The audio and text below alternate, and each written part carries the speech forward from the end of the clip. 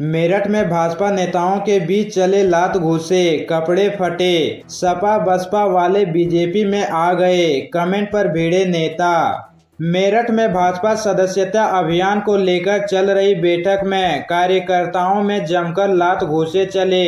मौके पर मौजूद पुलिस बीच बचाव करती रही। कार्यकर्ता एक दूसरे को गाली देते हुए मारपीट करते रहे। बीच बचाव के दौरान जिला अध्यक्ष शिव कुमार राणा से भी मिसबिहेव किया गया। मामला रजपुरा ब्लॉक कार्यालय का है। मारपीट का वीडियो भी सामने आया है। शुक्रवार को रजपुरा ब्लॉक कार्यालय में भाजपा सदस्यता अभियान को लेकर रजपुरा मंडल की बैठक चल रही थी। बैठक में जिला अध्यक्ष शिव कुमार राणा भी मौजूद थे। तभी अचानक दुष्यंत नाम का एक कार्यकर्ता उठा और कहा कि सदस्य कहां बन रहे हैं, ये तो सपा बसपा वाले हैं जो भाजपा में आए हैं, अब भाजपा के बन रहे हैं, खुद को भाजपाई कहते हैं। इस पर कार्यकर्ताओं ने गाली गलौज शुरू कर दी। देखते ही देखते सदस्यता अभियान अखाड़े में तब्दील हो गया। सपा विधायक ने दरोगा की वर्दी फाड़ी, समर्थकों ने पीटा। जाहिद बेग समेत 40 पर एफआईआर, बाप बेटे की जेल बदली, भागते हुए किया था सरेंडर। भदोही में नाबालिग को आत्महत्या के लिए उकसाने के मामले में फंसे सपा विधायक जाहिद बेग, उसके खिलाफ एक और केस दर्ज हुआ है। गुरुवार को जब विधायक कोर्ट में सरेंडर करने पहुंचे तो उन्होंने दरोगा की वर्दी फाड़ दी। उनके 40-50 समर्थकों ने कोर्ट में ही पुलिस के साथ मारपीट की। इस मामले में दरोगा अवधेश सिंह यादव ने विधायक और उनके समर्थकों पर ज्ञानपुर थाने में एफआईआर लिखाई है। 10 दिन में यह तीसरा मुकदमा है। गुरुवार को ही कोर्ट ने जाहिद को जेल भेजा था। शुक्रवार को शासन ने जाहिद बेग और उसके बेटे जईम बेग की जेल बदल दी है। सुबह अचानक भारी सुरक्षा के बीच जाहिद को भदोही के ज्ञानपुर से प्रयागराज नैनी जेल लाया गया। विधायक के बेटे को वाराणसी जेल शिफ्ट किया गया। कानपुर में इंडिया बांग्लादेश मैच का विरोध, हिंदू महासभा ने ग्रीन पार्क स्टेडियम के बाहर फूंका पुतला। कानपुर के ग्रीन पार्क स्टेडियम में 27 सितंबर से खेले जाने वाले कानपुर बांग्लादेश टेस्ट मैच का विरोध शुरू हो गया है। अखिल भारत हिंदू महासभा ने स्टेडियम के गेट के बाहर प्रदर्शन करते हुए कहा कि बांग्लादेश में तख्ता पलट के दौरान हिंदुओं पर जो अत्याचार किए हैं उसे हम भूल नहीं सकते हैं। प्रदर्शन के दौरान उन्होंने पुतला भी फूंका। महासभा के राष्ट्रीय अध्यक्ष स्वामी चक्रपाणी महाराज ने कहा कि बांग्लादेश में तख्ता पलट के बाद खराब हुआ हालात और हिंदुओं के साथ हुई हिंसा को लेकर आक्रोश देखने को मिल रहा है। ऐसे में बांग्लादेश के खिलाड़ी भारत की धरती पर क्रिकेट मैच खेलेंगे जिसका हिंदू महासभा ने कड़ा विरोध करता है। देने वाले और छीनने वाले एक ही पक्ष के थे क्या, अखिलेश का तंज। सीएम योगी से मिला मोबाइल, लूट ले गए बदमाश। यूपी के गाजियाबाद में घंटाघर स्थित रामलीला मैदान में आयोजित कार्यक्रम में एक छात्र को मुख्यमंत्री योगी आदित्यनाथ द्वारा एक मोबाइल फोन मिला। वही कार्यक्रम से बाहर निकले छात्र से किसी ने मोबाइल छीन लिया। उधर छात्र से मोबाइल छीने जाने के मामले में पूर्व मुख्यमंत्री अखिलेश यादव ने तंज कसते हुए पूछा है कि देने वाले और छीन के वापस लेने वाले दोनों एक ही पक्ष के थे क्या। मेरठ के रोहटा रोड स्थित अफजलपुर पावती में रहने वाले दिव्यांग मनोज एमएमएच कॉलेज से एलएलबी की पढ़ाई कर चुके हैं। उनको बुधवार को सीएम के कार्यक्रम में स्मार्टफोन मिला था। बताया कि कार्यक्रम खत्म होने के बाद जब वह वापस लौट रहे थे तब भीड़ का फायदा उठाकर किसी ने उनका मोबाइल छीन लिया। इस मामले की तहरीर उन्होंने कोतवाली थाने में दी। पुलिस ने इस मामले को गुमशुदगी की रिपोर्ट दर्ज कर मोबाइल की तलाश शुरू की है। दुष्कर्म के मामले में आधी अधूरी मेडिकल रिपोर्ट देने वाले डॉक्टर के खिलाफ कोर्ट ने कार्रवाई के दिए निर्देश। एडिशनल स्पेशल जज पोक्सो एक्ट योगेश कुमार ने किशोरी से दुष्कर्म के मुकदमे में फैसला सुनाते हुए आधी अधूरी मेडिकल रिपोर्ट पर नाराजगी जताई है। कहा है कि अभियुक्त को अनुचित लाभ देने का प्रयास किया गया है, यह पीड़िता के साथ अन्याय है। कोर्ट ने मेडिकल प्रशिक्षण करने वाली डॉक्टर पर विधि समस्त कार्रवाई के लिए चिकित्सा एवं स्वास्थ्य विभाग लखनऊ के प्रमुख सचिव और CMO से कहा, दोषी को 20 साल कैद और 70,000 रुपये जुर्माने की सजा सुनाई। जुर्माने की राशि में से 60,000 रुपये पीड़िता को मिलेगा। गंगागंज पनकी निवासी विनोद सिंह उर्फ मोनू परिहार के खिलाफ पनकी थाने में 17 अगस्त 2023 को रिपोर्ट दर्ज कराई थी। इसमें कहा गया था कि 8 अगस्त 2023 को उसने किशोरी से दुष्कर्म किया। आरोप था कि वह मारपीट कर किशोरी को डराता रहा और रुपये भी वसूलता रहा। परेशान होने पर मां और पिता को पूरी बात बताई। विशेष लोक अभियोजक भावना गुप्त ने बताया कि कोर्ट ने फैसला सुनाते हुए कहा कि डॉक्टर वर्षा ने किशोरी का मेडिकल में असंवेदनशीलता व लापरवाही बरती, आधी अधूरी भ्रमित करने वाली त्रुटिपूर्ण मेडिकल प्रशिक्षण रिपोर्ट तैयार करना अत्यंत गंभीर और आपत्तिजनक है। जिन लोगों ने किया था अपहरण, वकील बनकर 17 साल बाद उन्हीं को दिलाई सजा। चर्चित अपहरण कांड में आया फैसला। 7 वर्ष के बालक ने 17 वर्ष पहले अपना अपहरण करने वालों को सजा दिलाने की ठान ली। कानून की पढ़ाई करने के बाद अधिवक्ता बना। अपहर्ता दस्यु और उसके 8 साथियों के खिलाफ न्यायालय में अभियोजन के साथ अंतिम बहस में खुद शामिल हुआ। न्यायालय में बचाव पक्ष की हर दलील की उसके पास काट थी। खेरागढ़ के चर्चित हर्ष अपहरण कांड में 17 वर्ष बाद न्यायालय का फैसला आया। विशेष न्यायाधीश दस्यु प्रभावी क्षेत्र नीरज कुमार बख्शी ने दस्यु गुड्डू काक्षी समेत उसके 8 साथियों को आजीवन कारावास सुनाया। आगरा की मस्जिद में शूटिंग, पुलिस से शिकायत। ASI ने कहा नियम तोड़े गए। मुस्लिम बोले मस्जिद की पवित्रता से किया खिलवाड़।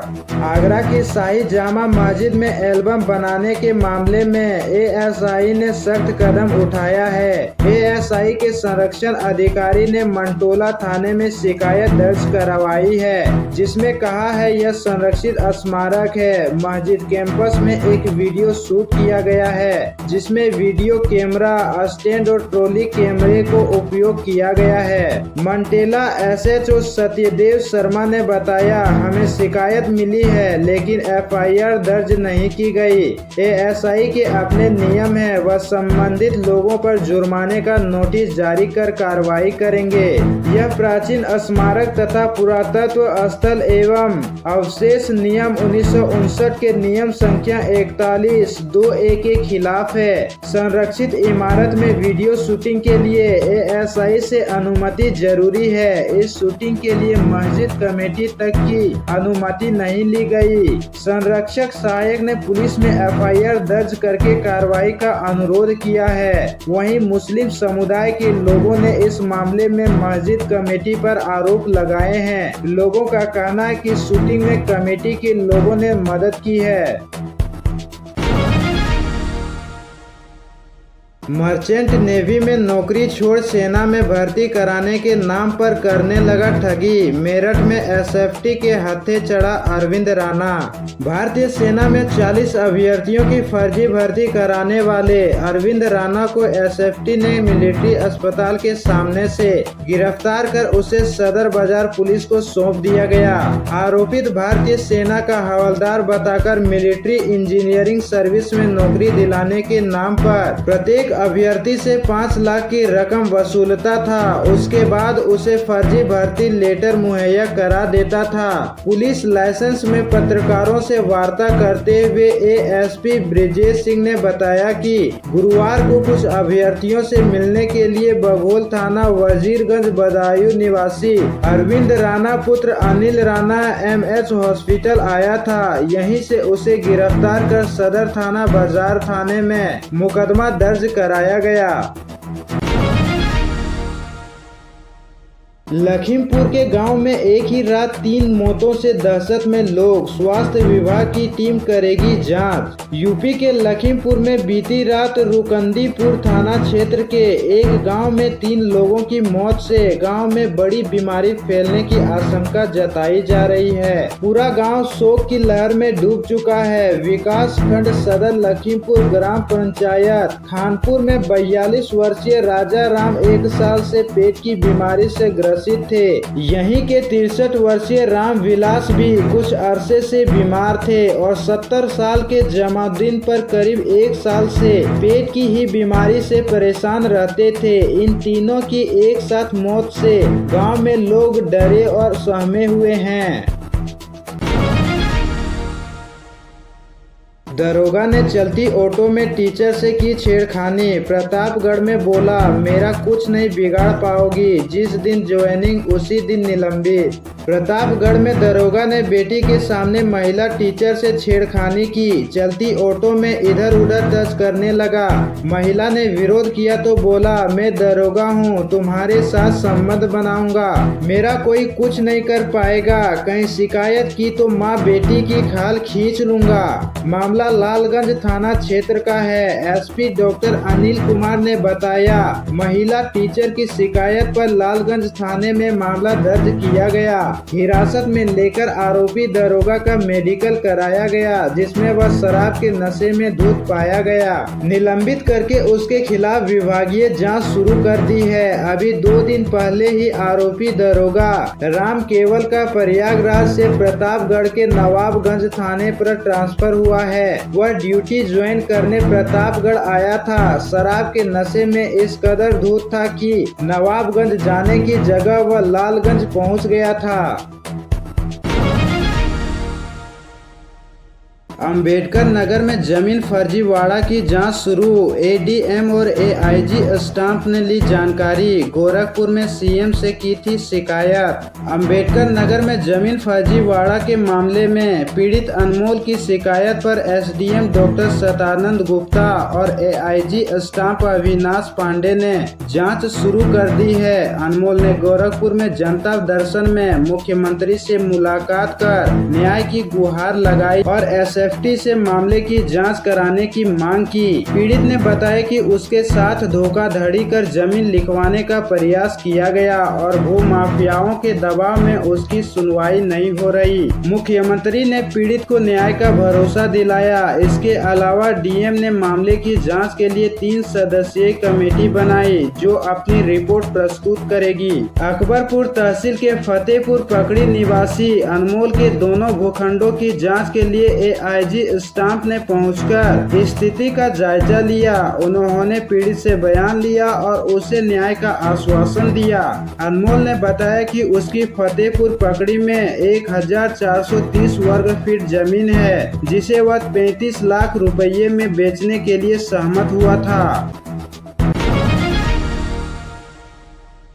अयोध्या में रहेंगे उप मुख्यमंत्री केशव प्रसाद मौर्य। आईआईटी में छात्रों को वितरित करेंगे प्रमाण पत्र। सर्टिफिकेट हाउस में पार्टी के पदाधिकारियों के साथ करेंगे बैठक। सीएम योगी के बाद डिप्टी सीएम केशव मौर्य भी अखिलेश यादव पर हुए हमलावर नजर आए। अखिलेश यादव को राहुल गांधी का दरबारी बताया है। कहा, अखिलेश कांग्रेस का मोहरा है। डिप्टी सीएम शुक्रवार को पीएम विश्वकर्मा योजना के लाइव प्रसारण समाहरण में शामिल होने अयोध्या पहुंचे थे। बेनीगंज के IIT सभागार में योजना के लाभार्थियों को चेक वितरित किया। डिप्टी सीएम सर्टिफिकेट हाउस में पत्रकारों से बात करते हुए कहा, अखिलेश यादव बिगड़ गए हैं। उनके बिगड़े बोल ही समाजवादी पार्टी को समाप्तवादी पार्टी बनाएगी। अखिलेश यादव अयोध्या का मुद्दा नहीं उठा रहे, संतों का अपमान कर रहे। वे उत्तर प्रदेश की जनता का अपमान कर रहे हैं। जब से वे कांग्रेस के मोहरे के रूप में, राहुल गांधी के दरबारी के रूप में अपनी राजनीति यात्रा 2024 में शुरू की है, तब से वे बिगड़ गए हैं। उनके इस प्रकार की बिगड़े बोल समाजवादी पार्टी को समाप्तवादी पार्टी बनाएगी। लखनऊ में सड़कों के किनारे ट्रंच लाइन बनाने की तैयारी। टेलीफोन, बिजली और सीवर लाइन का पता लग सकेगा। जल्द बनाई जा सकेंगी सड़कें। सीएम ग्रिड योजना की तर्ज पर शहर की सभी प्रमुख सड़कों पर ट्रंच लाइन बनेगी। बिजली टेलीकॉम कंपनियों के ब्रॉडबैंड केबल इसी ट्रंच में रहेंगे। इससे सड़कों के धंसने या टूटने के बाद उन सड़कों को जल्द बनाया जा सकेगा।